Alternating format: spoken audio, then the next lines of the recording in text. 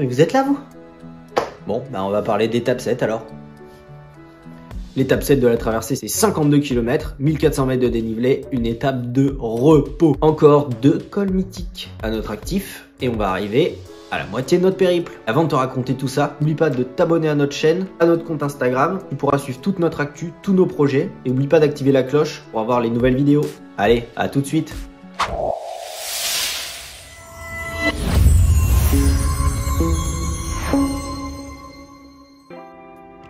Salut, c'est encore nous et aujourd'hui on te parle de l'étape 7 de notre traversée. On quitte enfin notre spot de Loudanvielle pour avoir une route un peu plus linéaire. On continue avec les cols mythiques des cyclistes et aujourd'hui au programme on a le col d'Aspin et la Hourquette d'Ancizan. Le début de la journée il va être un peu frais, on va continuer dans la vallée du Louron, à l'abri, léger faux plat descendant jusqu'à aller au pied du col d'Aspin. En suivant la Neste du Louron, on ira jusqu'à Haro, où là, on va commencer l'ascension du col d'Aspin. Pour les fans du Tour de France, c'est un col de fou.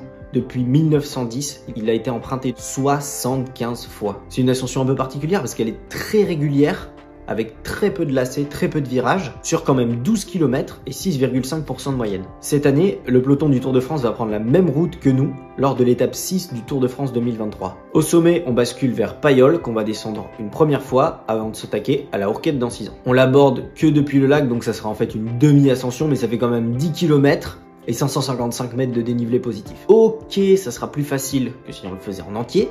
En plus, on prend la portion qui est pas très compliquée. C'est pas de notre faute, c'est le sommet.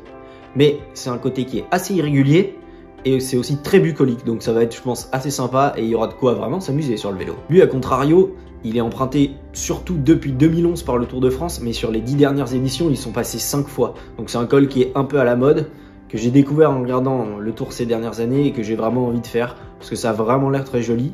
Et puis on marquera quand même des points au sommet pour notre classement de la montagne. Bon, et ensuite, une fois au sommet, on fait demi-tour et on descend jusqu'à Payolle. On fera un petit arrêt par le lac, histoire de se rafraîchir, se détendre les jambes et de pouvoir récupérer un peu.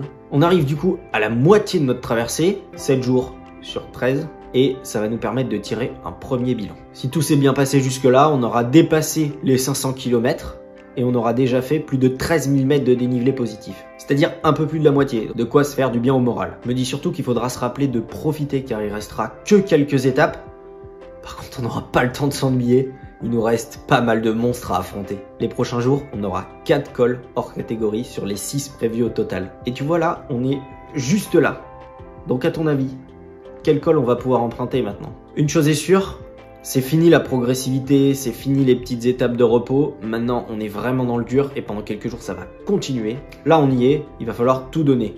On va affronter des cols terribles que tout le monde connaît, donc il va falloir s'accrocher. Bon, après, on va pas se plaindre, on arrive dans un cadre idyllique au pied du pic du Midi de Bigorre qui offre une vue imprenable sur toute la chaîne des Pyrénées, de Biarritz jusqu'au contrefort du Massif central. Fin 19e, on a construit un observatoire mondialement connu à cet endroit avec pour principale activité l'astronomie. On a aussi un laboratoire de botanique et de nombreux télescopes. Ça sert de station météo et aussi d'antenne télé et radio pour 1/7 de la France, c'est énorme. En plus, on a la possibilité d'y passer une nuit si on s'y prend bien à l'avance et qu'on réserve. Je vous conseille d'aller faire un petit tour sur leur site, ça va peut-être vous donner des idées de week-end. Bon, avant que je retourne pédaler, on se retrouve dans 48 heures pour parler de l'étape 8 au programme des cols mythiques. Juste avant une journée de repos pour nous permettre de vraiment couper, faire autre chose, de la rando, récupérer. Et en attendant, n'hésite pas à t'abonner, à regarder toutes les autres vidéos, on te met la playlist juste là. Comme ça, tu pourras voir ce qu'on a prévu pour les premières étapes. Oublie pas de t'abonner à notre chaîne YouTube, à notre Instagram, de liker cette vidéo et on se retrouve bientôt. Allez, moi je vais rouler.